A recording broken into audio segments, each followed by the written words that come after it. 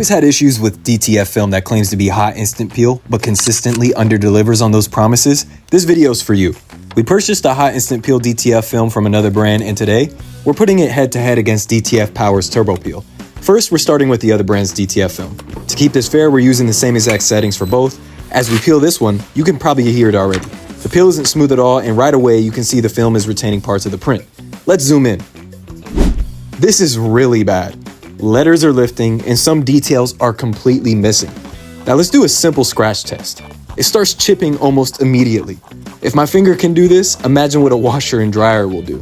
Now let's move on to Turbo Peel from DTF Power. Same exact settings, no changes, so we can see if there's an actual difference.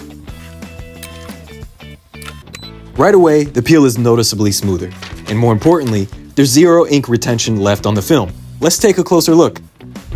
No lifting, no chipping, no cracking. Every letter and fine detail is fully intact. And when we do the scratch test, it doesn't budge. Not only is it clearly more durable, it's also softer to the touch.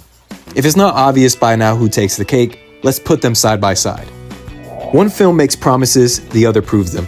If you're done wasting time, shirts, and money, upgrade your process. Visit dtfpower.com and experience the difference.